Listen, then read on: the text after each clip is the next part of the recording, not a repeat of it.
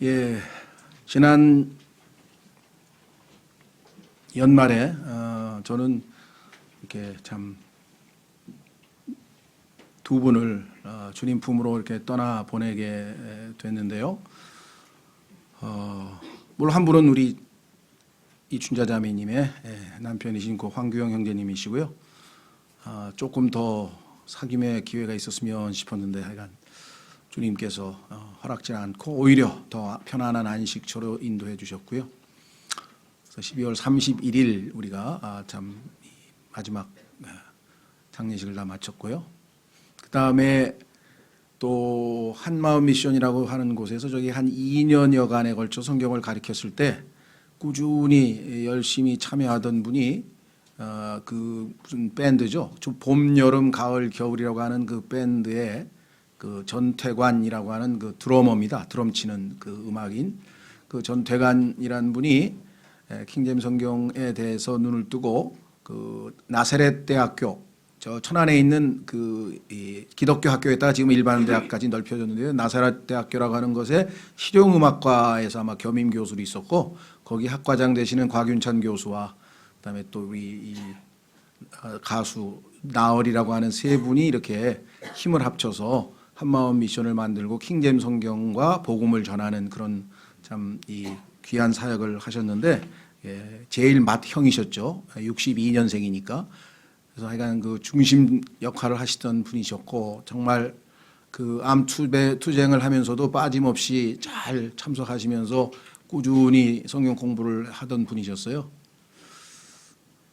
참 7개월 전에는 또 부인께서 암으로 먼저 돌아가시고 참 본인도 그 투병을 하셨는데 몇 개월 전에 뭐 개인적으로도 뭐 자주 식사도 같이 하고 모임 끝나고 식사도 같이 하고 교제도 같이 하고 하셨는데 특히 기억나는 게 몇 개월 전에는 그 욥기를 아무리 읽어도 잘 이해가 안 되는데요. 어렵네요. 그러시더라고요. 그래서 제가 욥기 연구 저희 교회에서 나온 책을 드렸어요. 좀 도움이 좀 되셨으면 좋겠습니다. 그랬는데 아마 잘 읽으셨는지 못 읽으셨는지 그 다음에 어떤 그 답변을 듣지 못한 채 마지막 이렇게 돌아가셨습니다.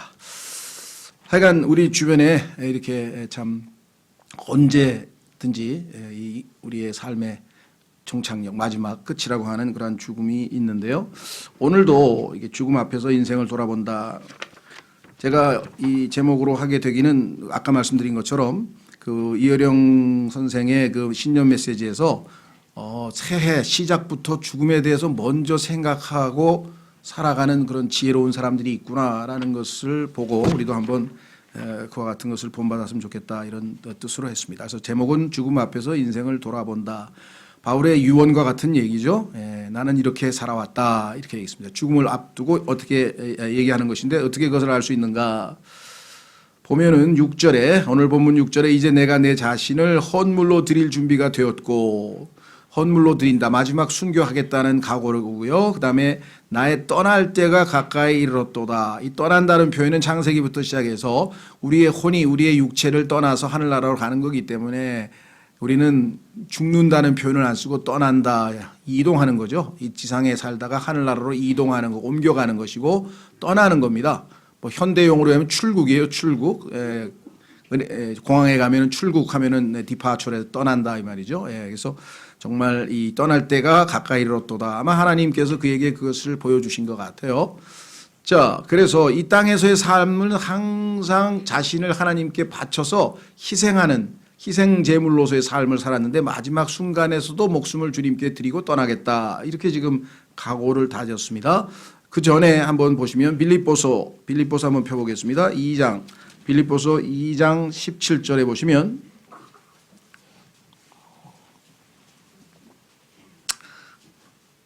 빌립보서 2장에 보면은요. 자신이 진정 원하는 바는 주님 품으로 가서 주님과 함께 영원히 있기를 원하지만 하나님께서 이 땅에 나를 남겨두신 이유는 너희에게 내가 믿음을 세워주고 너희가 성장하도록 그리스도께서도 너희 안에 형성되어지는 그 일을 그 해산하는 수고를 하나님께서 나에게 맡기셨기 때문에 부득불 내가 이 몸 안에 거하서 남아있노라. 자기가 살아있는 이유에 대해서 얘기했죠. 여기도 또 고백합니다. 17절. 참으로 그러하며 또 너희의 믿음의 희생과 섬김 위에 내가 헌물로 드려질지라도 나는 기뻐하고 너희 모두와 함께 기뻐하리니. 자신을 희생해서 다른 사람의 믿음이 잘 자라서 하나님께 기쁨을 드린다면 그것보다 더 기쁜 일이 어디 있겠는가, 이렇게 이야기를 했습니다. 자, 그래서 이제 그 바울이 자신이 헌물로 드려진 삶, 그것을 세 가지 동사로 딱 요약을 했어요. 여러분도 인생 유언할 때 자녀들에게 복잡하게 유언하지 마시고 이렇게 세 가지로 딱 나눠서 얘기하시면 될 것 같아요. 자, 제가 최근은 아니고요. 이 최근이 뭐 좀 몇 년 된 것 같아요. 근데 약간 뭐 올해는 된 건 아니고 2, 3년 된 것 같아요. 그냥 최근이라고 썼는데요. 암 투병을 하는 아버지와 죽음 앞에서 인생을 돌아보는 목사가 쓴 책을 읽었습니다. 고통 중에서 책을 썼더라고요. 제목은 우리가 죽음을 대할 때라는 제목이고요. 부제에 빛, 색깔, 공기라는 부제가 붙어 있었습니다. 그래서 참 희한하다, 관심이 갔습니다. 교회 안에서도 암 투병을 하시던 분이 계시죠. 뭐 이미 돌아가셔서 자꾸 하신 분도 계시잖아요. 하고 계신 분이 또 계시잖아요. 저희 교회도 계시고 저를 포함해 할지도 모르는 분들도 있죠. 당연히 언제 생길지는 우리는 모르니까. 그래서 그걸 생각하면서 읽었습니다. 그래서 오늘은 죽음을 앞두고 인생을 회상하는 바울을 통해 우리도 언젠가 죽음을 맞이하는 시간이 되시기를 바랍니다. 준비하는 시간. 예수님이 우리의 본이시지만 바울 또한 우리의 본이라고 성경은 말씀합니다. 바울 자신도 우리에게 자신을 따르라고 권면합니다. 그의 고백에 귀를 기울여 보시죠. 첫 번째, 나는 선한 싸움을 싸웠다. 이렇게 7절로 가보면 내가 선한 싸움을 싸웠다. 그래서 현재 완료 시제로 됐습니다. 이제 다 끝났다. 다 싸웠다. 승리했다는 게 있죠. 여기서 선한 싸움을 싸웠다는 것 써있지는 않지만 당연히 패배했다는 얘기가 아니라 승리했다라고 하는 내용인 것 같습니다. 자, 그랬고 두 번째 동사는 나의 달려갈 길을 마치고, 여기에서 이제 달려갈 길이란 말이 이제 코스인데요. 마이 코스라 그랬어요. 자기에게 하나님이 정해진 코스대로 달려야 됩니다. 다른 사람은 어쩌고 저쩌고 하실 필요 없고요. 왜 나만 이렇게 힘든 인생을 주셨을까, 그렇게 생각하지 마시고요. 하나님께서 각자에게 주신 코스는 최적의 코스를 주신 겁니다. 최적의 코스를 주신 거니까 그 코스로 가시고요. 세 번째는 믿음을 지켰다. 믿음을 포기하거나 파손되거나 아니고 끝까지 잘 지켜냈다. 이 세 가지가 바울의 삶을 나타내는, 보여주는 세 가지 상징적인 아주 동사들입니다. 그래서 동사 세 가지만 딱 알면 바울의 인생이 요약이 되겠죠. 여러분도 그렇게 한번 스스로 한번 정리해 보셨으면 좋겠습니다. 첫째, 성경에 보니까 나쁜 싸움이 있어요. 나쁜 싸움의 원인은 욕심이라고 성경에 써 있네요. 한번 보겠습니다. 선한 싸움 이외에 나머지 모든 싸움 욕심에서 나왔다. 성경에 보니까 야고보서 뭐 찾지는 않겠습니다. 뭐 나중에 여러분 찾아보시면 싸움의 원인에 대해서 모든 싸움은 개인 간의 싸움이 됐던 집단 간의 싸움이 됐던 더 크게 국가 간의 전쟁이 됐던, 그래서 전쟁의 원인도 역시 욕심이라고 성경에 분명하게 말씀을 했습니다. 자, 그런 싸움 말고 성경에서 말씀하시는 또 고린도전서에 보니까 지체들 간의 다툼, 형제 자매들끼리 다툼, 그런 다투는 자들을 성경에서는 너는 아직도 영적으로 어리구나, 그러니까 다투지. 어른은 뭐 어떻게 합니까? 양보하죠. 안 다툽니다. 양보하지. 내가 지는 게 낫지. 그렇죠. 그래서 너는 다투는 걸 보니까 아직도 영적으로 어리구나, 이렇게 이야기를 한 것을 우리가 보게 됩니다. 그러면 우리가 성경에서 말씀하시는 선한 싸움은 뭐냐? 그것은 1차적으로 죄에 대해서 싸우는 겁니다. 죄와. 그렇죠? 죄가 나를 이겨버리면, 우리는 져버리면 죄를 짓게 되는 거잖아요. 자, 확인해 보겠습니다. 이건 찾아보겠습니다. 히브리서 12장 4절에 너희가 죄와 싸우되 피 흘리기까지는 아직 싸우지 않느냐. 그러니 벌써 지치고 낙담하지 말라. 히브리서 12장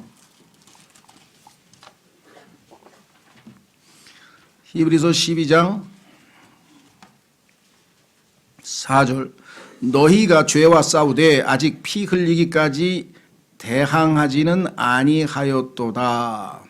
그러니까 아니하였노라. 너희가 죄와 싸울 때 끝까지 잘 싸워서 이겨야 되는데, 죄와 싸워서 이기려면 당연히 죄보다 더 강한 그렇죠? 분이 우리 안에서 역사하셔야 되겠죠.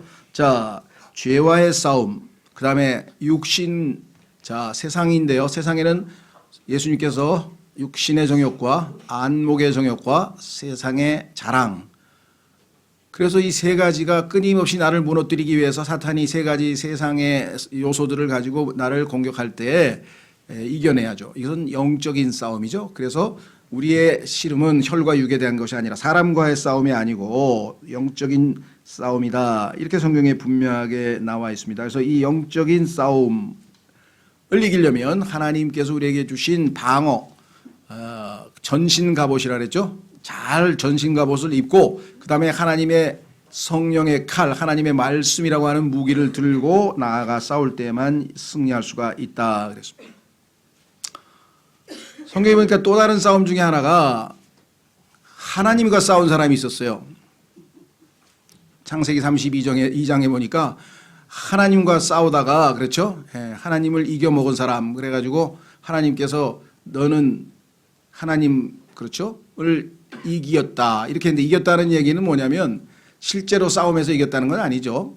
끝까지 고집을 피우지 않으니까 하나님께서 어떻게 해서 할 수 없이 환도뼈라고 아니죠, 환도뼈라 그러나요? 여기 고관절이라고 하는 요즘에 하여간 그 엉덩이의 엉치뼈, 그래서 거기를 쳐서 탈골이 돼서 이제 쩔룩쩔룩거리게 되죠. 한 발 절룩거리면서 이제 완전히 좀 불구자가 되는 그러한 경험을 했는데, 그것이 사실은 야곱에게 있어서는 영적 승리의 첫 출발이 됐어요. 왜? 자기 자신, 야곱, 옛사람, 아담의 본성, 육신, 자아, 뭐라고 표현하든지 간에 그것을 끝까지 붙들고 늘어지려고 하던 것을 하나님께서 결국은 뭐예요? 순종치 못하고 내려놓지 못하는 것을 결국은 하나님께서 쳐서 자기 자신을 전적으로 의지하지 못하고 완전히 하나님만 의탁할 수밖에 없는 그런 상황으로 이끌어 가셨죠. 그렇죠? 자발적으로 순종한다면 그렇게까지 하실 필요는 없었을 것 같아요. 자, 그래서 하여간 다양한 종류의 싸움인데 그것도 어떤 의미에 봐서는 이 좋은 싸움일 수 있어요. 왜냐하면 결과적으로 하나님 앞에 밀착할 수 있는, 즉 야곱이 이스라엘로 바뀔 수 있는 그러한 싸움이었다라고 했습니다. 자, 그래서 제일 강한 싸움은 역시 마귀인데요. 마귀는 성경에 보니까 아무도 대적할 수가 없습니다. 확인해 보겠습니다. 욥기 40장 두 구절 보겠습니다.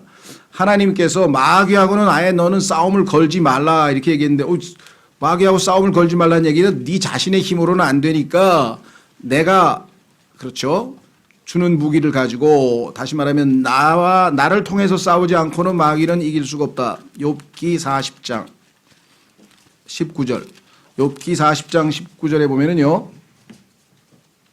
욥기 40장 19절에 보면 그는 하나님의 길들 중에서 으뜸이거니와 그를 만든 이가 자신의 칼을 그에게 가까이 댈 수 있느니라. 하나님의 칼, 하나님의 말씀 이외에는 그 어떤 것으로도 이길 수 없는 자가 바로 마귀다. 8절에도 보면 41장 8절입니다. 41장 8절에 내 손을 그에게 대어 본 뒤에 싸움을 기억하고 다시는 그리하지 말라. 마귀를 우리의 육신의 힘으로는 이길 수가 없는 것이다. 따라서 하나님의 말씀의 칼, 그렇죠? 성령의 칼, 하나님의 말씀을 붙들고 그 다음에 기도. 그래서 하나님께서 우리에게 주신 전신 갑옷은 다 방어 무기입니다. 그렇죠? 구원의 투구부터 그다음에 이 허리, 진리의 허리띠, 그다음에 가슴에 믿음의 흉배, 믿음의 방패, 그다음에 의의 흉배, 모든 게 다 방어 무기인데, 방어하기 위해서 화살을 맞고 불화살을 맞고, 그런데 공격은 하나님의 성령의 칼, 말씀과 그다음에 기도로, 이 두 가지로 우리가 마귀를 대적할 수밖에 없다. 그래야만 우리가 이길 수 있다. 알겠죠? 자, 그래서 우리는 성경에 보니까 영적인 싸움을 싸우는 선한 좋은 군사가 되어야 된다라고 성경에 말씀했네요. 자, 한 구절 확인하고 이제 두 번째 주제로 가보겠습니다. 디모데후서 2장 3절에 여러분과 저를 선한 좋은 군사가 되어라. 좋은 군사. 디모데후서 2장 3절. 디모데후서 2장 3절. 그러므로 너는 예수 그리스도의 좋은 군사로서 고난을 견디어내라. 1절에 보면 그러므로 내 아들아 너는 그리스도 예수님 안에 있는 은혜 안에서 강건한 자가 되고, 그렇죠? 영적으로 강건한 자가 되기 위해서는 군사로서 고난을 잘 견디어내는 것이죠. 4절 전쟁을 하는 어떤 사람도 이 세상 삶의 일에 얽매이지 아니하나니 이것은 그가 자기를 군사로 택한 자를 기쁘게 하려 함이라. 그렇죠? 군인이 이 땅의 삶에 얽매여 있다면 전쟁에 나가서 생각이 딴 데가 있으니 제대로 전쟁을 할 수가 없겠죠. 자, 그래서 이 땅의 삶이라고 하는 것은 우리의 개개인의 가지고 있는 책무 또는 의무, 각자 자기가 직장인으로서 또는 학생으로서 가장으로서 남편으로서 아내서 가지고 있는 자신의 의무를 다 내팽개치고 그런 뜻이 아니고 반대로 그 의무에 더욱 충실하고 열심히 하되, 그렇죠? 이 세상의 일들에 그것에 얽매여서 그것이 전부가 돼서는 안 되죠. 그것에 얽매여서 아무것도 못하고 주님과는 무관하게 끌려다니는 그러한 삶을 살아서는 안 됩니다. 오히려 그러한 일을 주님의 능력으로 무엇을 하든지 다 주님의 능력으로 잘 해내서, 그렇죠?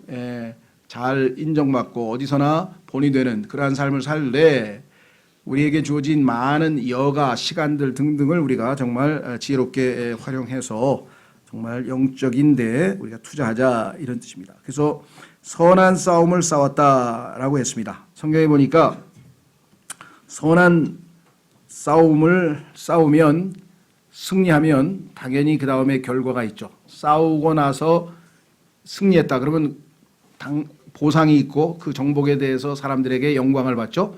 전쟁에서 승리하고 돌아온 장군이 수없이 많은 시민들의 환영을 받으면서 승승장구 영광을 받는 그 모습과 또 뭐 표창을 받는 모습, 이런 걸 우리가 볼 수 있고요. 또 달려갈 길을 마치고, 이것도 운동 시합이죠. 잘 운동 시합에 맞춰서 성과가 있는 사람들에 대해서는 당연히 뒤에 보상이 따르죠. 그래서 그 뒤에 마지막 부분에 바울이 그것을 보완을 했습니다. 자, 첫 번째, 잘 싸우라. 근데 선한 싸움을 싸우라. 그렇죠?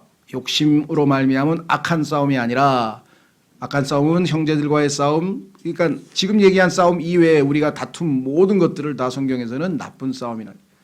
바울은 나쁜 싸움은 안 하고 좋은 싸움, 선한 싸움을 싸웠다. 첫째. 두 번째, 나의 달려갈 길을 마쳤다 그랬습니다. 나의 달려갈 길을 마쳤다. 자, 이 점에서 역시 바울은 예수 그리스도를 닮은 것 같아요. 자, 한번 확인해 보겠습니다. 요한복음 17장으로 가면 예수 그리스도께서 십자가를 지시기 직전에, 이제 하나님께 순종해서 마지막 십자가를 지시기 직전에 제자들에게 다락방 설교, 고별사죠. 요즘 우리 표현으로 하면 고별사. 요한복음 14, 15, 16장이라고 하는 위대한 다락방 설교라고 알려져 있는 고별사를 다 마치고 나서 17장에서 두 손을 하늘을 향해 쳐서 이렇게 들고서 하늘을 바라보시면서 큰 소리로 기도를 하시는데, 그 기도 내용이 요한복음 17장에 잘 기록되어 있습니다. 그 기도 내용에 보면은 하나님께 예수님께서 이렇게 말씀을 합니다. 4절 보십시오. 4절, 요한복음 17장 4절. 내가 아버지를 땅에서 영화롭게 하였사오니, 하나님을 영화롭게 하는 게 뭔가, 곧 내가 아버지께서 내게 하라고 주신 일을 finished. I have finished. 내가 뭐라고요? 끝마쳤습니다. 얼마나 정확해요. I have finished. 그랬더니 바울이 다 살고 난 다음에 죽음을 앞에 두고 I have finished. 나도 예수님처럼 하나님께서 나에게 가라고 한 길을, 그 my course 정한 그 길을 다 끝마쳤다. 이렇게 고백을 했습니다. 대조적으로 끝마치지 못하고 중도 포기한 친구의 이름을 거기다가 기록을 했죠. 근데 아마 바울이 쓰고 싶어서 쓴 것 같지는 않고 하나님께서 아마 샘플로 본보기로 써놓은 것도 아닌가 싶어요. 그래서 고린도후서 4장 10절에 보면은 대만은 현재의 이 세상을 사랑하여 나를 버리고 데살로니가로 떠났고, 믿음에, 그렇죠? 같이 달리기를 했는데 나는 1코스, 2코스, 3코스, 4코스, 그래서 같이 가다가 2코스에 있던 동료가 옆으로 새서 딴 데로 가버렸어요. 그런데도 바울은 꿋꿋이 계속해서 마지막 목적지까지 피니시 라인까지 다 도착을 하게 됐죠. 이와 같이 중도에 빗나가서 새버리는 사람들이 우리 주변에도 많습니다. 소식을 물어보면 아우 그 형제 교회 생활 그만둔 지 오래됐어요. 이런 사람 얘기가 많아요. 궁금해서 이제 누구누구 형제 어떻게 잘 지내세요? 그럼 아이고 대마가 된 지 오래됐어요. 아 그 대마가 자꾸 거기에 쓰여서 나중에 하늘나라에 가서 참 두고두고 부끄러움을 당하네요. 이 세상에서 아마 자기 아들의 이름을 자기 자녀 이름을 대마라고 지는 사람 없는 것 같아요. 어쨌거나 하여간 그랬어요. 첫 번째 바울 같은 사람이 있는가 하면 대마 같은 사람이 있고요. 그 다음에 세 번째 유형이 있어요. 세 번째 유형이 대부분인 것 같아요.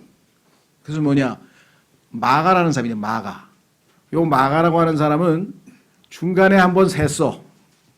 가서 회개하고 다시 돌아왔어. 그리고 끝까지 완주했어. 바울과 함께. 아 얼마나 다행이에요. 그렇죠? 예, 하나님께서 기회를 주세요. 중간에 중도 포기한 사람도 몇 번의 기회를 주시는데 그때 모르겠어요. 형제들도 기도하고 어떻게든지 권면다고 해서 뭔가 기회가 주어졌는데도 불구하고 잘 완전히 회복이 안 되는 사람도 있는 것 같습니다. 어쨌거나 하여간 바울은 끝까지 다 달려가서 마쳤다라고 성경에 얘기를 했네요. 자, 성경에 보니까 여러분과 저의 원래 코스는 The course of nature라고 야고보서 3장 6절에 있는데 본성의 행로라 이렇게 얘기했고요. 자, 본성은 여러분과 제가 거듭나지 않은 채 원래 아담이 준 아담의 본성대로 그대로 살면 어떻게 됩니까? 마지막 코스 목적지가 영원한 형벌의 장소에 도착할 수밖에 없잖아요. 그렇죠? 또 이 자연도 course of nature, 이 nature는 human nature뿐만 아니라 인간의 본성뿐만 아니라 문자적으로 자연이잖아요. 이 세상 우리가 보는 이러한 모든 것들로 베드로후서 3장에 보면 완전히 다 불타서 마지막이 영원히 불타는 곳이라고 불못이라고 성경에 되어 있잖아요. 원래 우리 코스가 그 코스였어요. 여러분과 제가 잘못된 코스를 택했다고. 근데 예수 그리스도를 믿고 우리는 다시 뭐예요? 하나님께서 우리에게 정해주신 새로운 길. 그게 뭐예요? I am the way. 예수 그리스도라고 하는 새로운 길을 우리에게 주셨고 그 새로운 길 중에서 여러 사람들에게 적절하게 코스를 배열했어요. 1코스, 2코스, 3코스 다양하게. 그래서 바울은 자기에게 하나님께서 가라고 하신 그 길을 자기의 코스를 최선을 다해서 끝까지 잘 달렸다라고 성경에 분명하게 이야기를 했습니다. 빌립보서에 보면은요 뭐라고 얘기했는 거 아니요? 피니시 라인 저 마지막에 저기 멀리서 믿음의 창시자요 완성자이신 예수 그리스도께서 피니시 라인에서 매 끝 부분에서 그죠? 예. 마지막 도착지에 예수님께서 기다리고 서 계시는데 보니까 여러 가지 왕관을 시상 즉 보상 많은 상급을 거기에다가 이렇게 다 놓고 우리를 기다리고 있다. 그래서 나는 그것으로 향해 뒤는 안 돌아보고 이제껏 뒤를 쳐다보지 않고 앞만 보고 끝까지 밀고 나아간다. 어떠한 장애물도 다 헤치고 이게 프레스라고 하는 말은요. 프레스 투워드란 말을 썼는데 목표를 향해서 프레스란 말은 미는 거잖아요. 왜? 장애물이 있으니까 막 압력을 헤치면서 눈발을 막 헤치면서 나아가듯이 결국은 목적지에 도착을 했다. 이렇게 바울이 이야기를 하고 있습니다. 따라서 우리가 끝까지 달리려면 두 가지가 필요합니다. 끝까지 달리려고 하면은 첫째는 인내로 달리라. 그래서 인내. 얼마나 힘들겠어요. 장기 레이스인데. 그렇죠? 그래서 히브리서에 보니까 인내로 달리라. 인내하지 못하는 사람은 중도에 하차하죠. 그렇죠? 자, 두 번째는 그게 이제 사도행전에 나오는데 그건 한번 찾아보겠습니다. 사도행전 20장. 바울은 인내로만 달리면요. 인내에는 한계가 있습니까? 없습니까? 힘든 일은 인내로 달릴 수밖에 없지만 인내로 달린다고 해서 그 인내가 끝까지 가느냐? 중간에 고갈돼요. 자, 그래서 바울은 어떻게 했는가? 사도행전 20장 24절. 사도행전 20장 24절.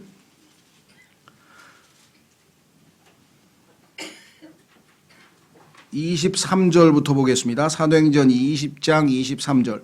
오직 성령님께서 모든 도시에서 증언하사 결박과 고난이 나를 기다린다고 말씀하시나 결박과 고난이 나를 기다린다고 말씀하시나 이 일들 중 어떤 것도 결코 나를 움직이지 못하며 또한 내가 나의 생명도 내게 귀한 것으로 여기지 아니하노니 이것은 내가 나의 달려갈 길과 달려갈 길 금방 우리 얘기했던 바로 그것이 무엇입니까?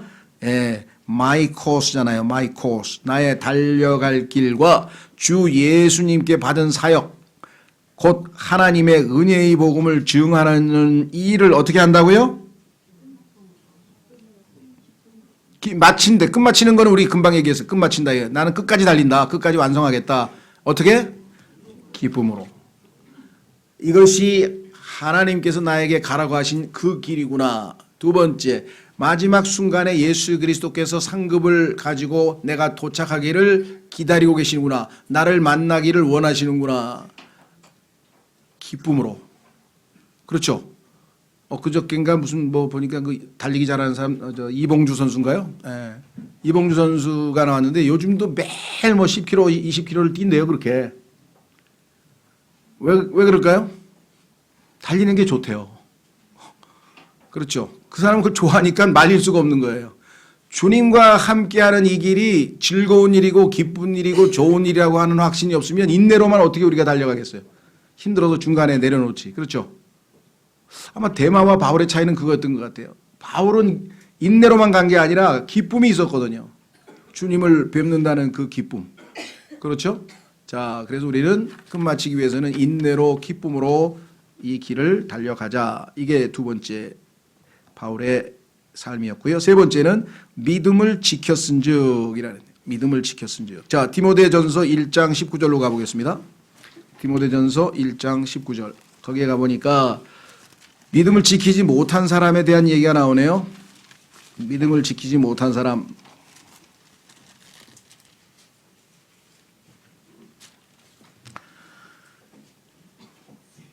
18절서부터 디모데에게 바울이 다시 유언과 같은 당부를 하죠. 아들 디모데야, 전에 너에 관하여 주어진 대언들에 따라 내가 네게 이 책무를 주노니 곧 너는 그것들을 힘입어. 또 얘기했네요. 선한 싸움을 싸우며. 선한 싸움이란 말 또 나왔죠. 선한 싸움을 싸우며 믿음과 선한 양심을 붙들라. 여기 있잖아요. 지키라 이 말이죠. 믿음과 선한 싸움을 붙들라. 어떤 자들이 그것을 버리고 믿음에 관하여는 파선하였느니라. 붙들지 못하고 지키지 못하고 빼앗기거나 내려놓거나 버리거나 이런 사람들이 주변에 속출하고 있다. 자, 그래서 조금 더 넘기셔서 6장으로 가보겠습니다. 6장 10절에도 또 실패한 사람, 믿음을 지켜내지 못한 사람의 예가 또 나와요. 10절 돈을 사랑함이 모든 악의 뿌리이니 어떤 자들이 돈을 탐내다가 믿음에서 떠나 잘못하고 많은 고통으로 자기를 질로 꿰뚫었도다. 믿음에서 떠나서 잘못을 저질러 잘못된 길로 가버렸는데 그 원인이 돈을 사랑하다 그랬구나. 우리 주변에도 그런 사람들이 많이 계십니다. 돈은 중립적이에요. 돈 자체는 나쁘고 좋고를 떠나서 돈을 사랑하는 것이 문제죠. 돈 자체는 우리가 잘 사용하면 어마어마하게 하나님께 영광을 돌릴 수가 있는 것이죠. 예. 자, 그래서 돈이 아니고 돈을 사랑하는 것, 돈의 노예가 되는 것이죠. 예. 돈의 노예가 되는 것 모든 악의 불이니라. 돈을 탐내다가, 이 탐낸다는 단어가 성경이 뭡니까? 카빗. 탐낸다의 명사가 탐심, 카베터스네스. 탐심은 우상 숭배니라. 에베소서 골로새서에 명확하게 써 있습니다. 나는 도깨비상에 전해본 적도 없고요. 부처상에 전해본 적도 없고요. 나는 여태까지 한 번도 우상 숭배 안 했어요. 탐심은 어떡하겠어요? 마음에 탐심은 품어본 적이 없나요? 필요하지 않은데 갖고 싶어 그런 적 없나요? 없기는 뭐 지금 필요치 않은 거 많이 손에 들고 있고 다 여기 잔뜩 들고 있네. 필요하지 않은데 그렇죠. 네. 필요하지 않은데 갖고 싶은 디자이어 욕망이 생겨서 그것을 쟁취했다. 그럼 그건 당연히 탐심을 우상 숭배한 거죠. 수없이 많은 우상 숭배자입니다. 신약에서 우리가. 자, 그래서 여기 분명하게 얘기를 했습니다. 돈을 탐내다가 믿음에서 떠나 잘못하고 많은 고통으로 자기를 찔러 꿰뚫었도다. 자, 그래서 바울은 마지막에 이렇게 권면합니다. 20절로 내려갑니다. 오 디모데야, 속되고 헛된 말장난과 또 거짓으로 과학이라 불리는 것의 반론들을 피하며, 마지막 뭐라 그랬습니까? 내게 맡긴 것들을 어떻게 하라고요? 예, 하나님께서 여러분에게 맡긴 것, 영원한 생명, 복음, 평화, 평안, 기쁨, 이 모든 영적인 것들은요, 우리가 잘 지켜서 향유해야지, 아니면 우리가 소유는 하고 있으나 우리가 그것을 향유해서 그것의 혜택을 보지 못하는 경우가 있다. 늘 말씀드렸잖아요. 그렇죠? 예. 실제로 있었던 일이에요. 나라에서 지금 현재 우리나라에서 전기가 안 들어오는 지역이 아직도 몇 군데가 있대요. 왜냐하면 그냥 산골짜기에서 한두 가구가 살기 때문에 많은 비용을 들여서 거기까지 전기를 놔줘야 되니까 너무 비용이 많이 들어서 아직 안 들어가는 지역이 있어서 그것을 이제 없애기 위해서 국가에서 그런 사람들을 찾아내서 이제 다 설치를 해줬어요. 그래서 할머니 이제 전기 들어와서 좋으시겠죠 하고 가봤더니 밤에 가보니까 딱 껌껌하더래. 안에 들어가 보니까 계속 등잔불 켜놨더래. 할머니 전기 들어와요 그랬더니 아유 난 항상 이렇게 살았어. 여러분 어떠세요? 그냥 예전에 아담의 본성대로 따라 살았어요? 새로운 하나님의 성품이 우리 안에 들어와서 성령께서 우리 안에 들어와서, 그렇죠? 새로 바뀌었으면 하나님이 주신 영적인 복들을 잘 지켜내서 우리가 활용해야 내 것이 되지. 그렇죠? 말씀드렸습니다마는 전기가 들어와도 스위치를 올려야 불이 들어오지, 지금 꺼버리면 스위치가 안 들어오면 여기도 다 전기는 있으나 우리에게 예수 그리스도라고 하는 엄청난 하나님의 선물은 있으나 우리는 아주 가난하게 abundant, 풍성한 삶이 아니라 아주 영적으로 가련한 삶을 살 수 있다는 사실, 그리고 그렇게 우리가 많이 살아왔다는 사실을 우리가 잊어서는 안 되겠죠. 자, 그래서 우리는 끝까지 믿음을 잘 지켜내야만 합니다. 자, 그래서 성경에 보니까 노력을 해야 돼. 이건 애를 써야 돼요. 왜냐하면은 마귀도 그렇고 우리 주변에도 그렇고 우리의 믿음을 파손시키고 우리의 믿음을 빼앗아 가려고, 예를 들면 아까도 얘기했지만 돈을 탐하다가 믿음에서, 그렇죠? 벗어나서 딴 곳으로 가버릴 수도 있다라고 성경에 분명하게 여러 번에 걸쳐서 이야기를 했죠. 자, 결론을 내겠습니다. 바울은 자신의 삶을 돌이켜보니 나는 선한 싸움을 싸웠습니다. 달려갈 길도 마쳤습니다. 믿음도 지켰습니다. 이 물론 다 하나님의 은혜로 된 것이죠. 그래서 바울은 나의 나 된 것은 하나님의 은혜로다. 하나님께서 우리에게 은혜를 주시고 그 은혜가 우리로 하여금 하나님 스타일로 살도록 가르쳐 주신다고 했는데, 너희는 내게 와서 배우라 그랬는데 안 배운 사람들은 결국은 이러한 삶을 살아내지 못하겠죠. 실패할 수도 있다라고 하는 것입니다. 자, 이제 마지막으로 바울은 이렇게 고백했습니다. 본문 8절로 가고 마치겠습니다. 본문 8절에서 여러분과 저에게 어떠한 도전을 주는가? 바울은 디모데후서 4장에서 자신의 인생을 이렇게 한 줄로 정리했는데 참 대단한 것 같아요. 그렇죠? 여러분들, 제가 여태까지 죽음의 임종에 입각해서요, 10사람을 만나면 거의 100명에 95명, 5명도 안 되는 것 같아요. 그런 많이 100명에 95명은 다 후회를 해요. 나처럼 살지 말아라, 야. 내가 잘못 살았다. 다 그래. 그런데 이렇게 확신에 찬 말을 하는 사람들은 드물죠. 만족하고 너무너무 행복하게 정말 이제 기쁘게 살았을 뿐만 아니라 곧 주님을 만나서 내가 풍성한 상급을 받고 이 미래를, 밝은 미래를 바라보면서 소망 가운데, 그렇죠? 떠나는 거예요. 네. 얼마나 지금 차이가 납니까? 자, 바울은 그래서 뭐라고 얘기했는가? 8절. 이후로는, 자, 내가 다 끝났어. 이제 곧 주님 품으로 가. 이후로는 나를 위하여 의의 관이 예비되어 있나니. 확신을 갖고 있죠? 곧 의로우신 심판자께서 그날에 그것을 내게 주실 것이오. 내게만 아니라, 자, 나는 확실하게 이것을 봤는데 내가 마지막으로 죽기 전에 너희에게 당부할 것이 있는데 너희에게도 기회가 있다. 이게 너희에게도 기회가 있다. 조건이 있어요. 무슨 조건이냐? 그분의 나타나심을 사랑하는 모든 자들에게도 주시리라. 이거는 선물이 아니에요. 어떤 의미에서는 무슨 소리냐? 구원은 예수 그리스도의 십자가의 죽으심을 믿고 예수님을 그렇죠? 믿으면 거저 주시는 거잖아요. 그렇죠? 그런데 이거는 거저 주시는 건 아니에요. 주님을 사랑하고 갈망하고 바울처럼 믿음을 지키고 달려갈 길을 마치고 선한 싸움을 싸운 사람들을 위해서 예비해 놓은 것이지. 그렇죠? 마지막 달리기를 해서 1등을 해야 그렇죠. 상급을 받는 것이지 그렇지 않은 사람들에게는 상급이 주어지지 않는 것입니다. 그래서 우리에게 권면하는 거예요. 너희도 이와 같이 상을 받도록 어떻게 하라고요? 달리라. 이렇게 고린도전서 9장에서도 우리에게 권면하고 있죠. 자, 그분뿐 아니라 그의 나타나심을 사랑하는 모든 자들에게도 주시라. 한 구절 마지막 구절 읽겠습니다. 주님을 사랑한다는 게 도대체 뭘까? 주님을 사랑한다는 것 한두 가지로 표현할 수가 없죠. 그러나 관련 구절에서 성경에서 우리에게 여러분과 제가 예수 그리스도께서 순결하신 것 같이 이 땅에서 우리가 순결한 삶으로 주님을 준비하는 그러한 삶을 성경에서는 주님을 사랑하는 삶이다. 확인해 보겠습니다. 요한일서 3장. 요한일서 3장.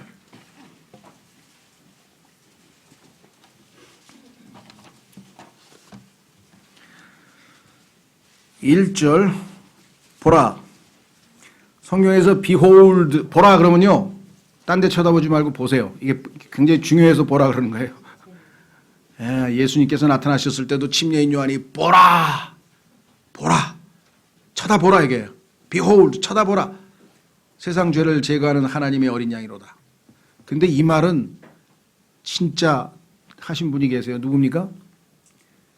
하늘에서 하나님께서 예수님을 만천하에 자랑하고 싶어서 Behold! 보라! This is my beloved son. 이는 내 사랑하는 아들이라. In whom I am well pleased. 내가 그를 매우 기뻐하노라. 너희의 존재 목적이 나를 기뻐하는 것이냐? 너희가 지어진 목적이 나를 기쁘게 하는 것이냐? 그러면 내 아들을 보라. 내 아들처럼 살아라. 내 아들처럼 말해라. 내 아들처럼. 내 아들이 나를 기쁘게 하지 않니? 그래서 뭐예요? 예수 그리스도를 믿는 순간 하나님께서 아들을 우리에게 주셨잖아요. 예수님이 우리 안에 들어오셨잖아요. 내가 내 자신을 부인하고 죄와 싸우고 세상과 싸우고 마귀와 싸워서 이기면 그리스도께서 내 안에서 예수 그리스도의 삶을 살아나면 하나님께서도 우리를 보고도 보라 또 다른 아들이 있도다. 보라 보라. 그렇죠? 그래서 마태복음 3장에서 침례 받으실 때 하나님께서 너무 기뻐서 못 참아 하늘에서 음성이 들려왔고요. 마태복음 17장 예수 그리스도께서 산상선을 변화산항에 올라가서 마지막 십자가를 앞에 두고 있는 순간에 똑같이 또 얘기했잖아요. Behold. 그렇죠. This is my beloved son in whom I am well pleased. 한 가지 더 붙였죠. Hear him. 너희는 그의 말을 들으라. 내가 원하는 것은 내 아들을 보라. 그리고 그의 말을 들으라. 우리 신앙의 생활의 전부예요. 이제껏 우리는 뭐야? 예수님 안 보고 딴 데 보고 살았잖아요. 예수님 안 믿기 전에는. 이제 우리는 예수님을 보고 예수님을 바라보고 예수님이 나의 길이요 진리요 샘이요 예수님을 따라가잖아요. 그렇죠? 예. 그때 뭐예요? 그분의 말을 들으라 이게. 딴 말 듣지 말고 그분이 하신 말씀을 듣고 따라가라 이 말이에요. 그럼 마태복음의 두 구절이 하나님이 우리에게 하시고 싶은 말 다 하신 거야. 보라 이는 내 아들인데 내가 매우 이를 기뻐하노라. 그러니 보라 내 아들이 지금 십자가에서 너희를 위해서 죽으려고 한다. 나는 그를 매우 기뻐하노라. 그의 말을 들어라. 시편에서는 내 아들에게 입 맞추라. 그를 사랑하라. 그렇죠. 자, 그래서 여기에서도 뭐예요? 예수님에 대해서 얘기해요. 보라, 아버지께서 어떠한 사랑을 우리에게 베푸사 우리가 하나님의 아들들이라 불리게 하셨는가. 우리는 죄인 중에 죄인이었는데 하나님의 아들들이라는 신분이 되었으니 그런즉 세상이 우리를 알지 못하면 우리가 이렇게 놀라운 신분으로 바뀐 것을 이 세상 사람들이 어떻게 합니까? 모르죠. 우리의 속에서 일어난 변화이기 때문에 내적인 변화이기 때문에 알 수가 없습니다. 세상이 그분을 알지 못하고 예수님도 못 알아봤다고 성경에 써 있습니다. 사랑하는 자들아 이제 우리는 하나님의 아들들이니라. 누가 뭐래도 하나님이 우리를 아들 취급하시니까 우리가 앞으로 어떻게 될지는 아직 나타나지 아니하였을 때 앞으로 예수님처럼 될 건데 지금은 아직 우리가 성숙하지 못해서 우리 안에서 예수 그리스도께서 형성되어져 가는 과정이다. 그러나 오시면 어떻게 될까? 그분께서 나타나시면 우리가 그분과 같게 될 줄 아노니. 그럼 하나님이 얼마나 기쁘시겠어요. 여러분과 제가 다 예수님처럼 변화가 됐으니 예수님만 봐도 기쁘셔서 막 어쩔 줄을 모르셨는데 수없이 많은 사람들이 다 하나님을 기쁘시게 할 정도의 모습으로 변화됐다면 이는 우리가 그분께서 계신 그대로 볼 것이기 때문이라. 그분 안에서 이 소망을 가진 자마다 그분 안에서 우리가 다 예수님처럼 되어서 하나님을 기쁘시게 하는 우리의 존재 목적이 완성될 것을 소망으로 갖고 있는 자마다 그분께서 순결하신 것 같이 자기를 순결하게 하느니라. 그렇죠? 그래서 이 땅에서 여러분과 저의 삶은 바로 주님을 기다리며 사랑하는 삶. 그래야 바울처럼 자신 있게 죽는 순간에 우리도 이런 고백을 하겠죠. 저는 이제껏 너무 못 살아서 그냥 가능성이 없어요. 그런 분인데 better late than never. 아예 안 하는 것보다 늦게라도 하는 게 나아요. 75세에 구원받아서요. 7천 명을 예수님께로 인도하고 하늘나라 가신 분이 있어요. 75세에 구원받아가지고 몇 년에 돌아가신지 모르지만 아무리 많이 살아도 10년 이상 더 살았겠어요. 뭐 20년 살았다고 쳐도 7,500명을 주님께로 인도했다 그러더라고요. 그분이. 왜? 내가 이제껏 너무나 시간을 낭비했구나. 그러니까 시간의 소중함을 아셨겠죠. 그렇죠? 예. 자, 그래서 다 같이 일어나셔서 기도 안 했죠, 참. 이 각오를 다지는 기도부터 해야 되겠죠. 죄송합니다. 하나님, 저도 바울과 같이 이렇게 담대한 고백을 할 수 있는 신앙생활 할 수 있도록 도와주십시오. 제가 그렇게 살도록 주님께 헌신하겠습니다. 기도하겠습니다. 자비로우신 아버지, 고마우신 아버지께서 이렇게 귀한 말씀을 주셨는데 제가 이 말씀에 크게 도전받고 이 말씀을 붙들고 순종하고 아버지께 영광 돌리는 삶을 살아갈 수 있기를 간절히 소망하오니 아버지 하나님 도와주시옵소서.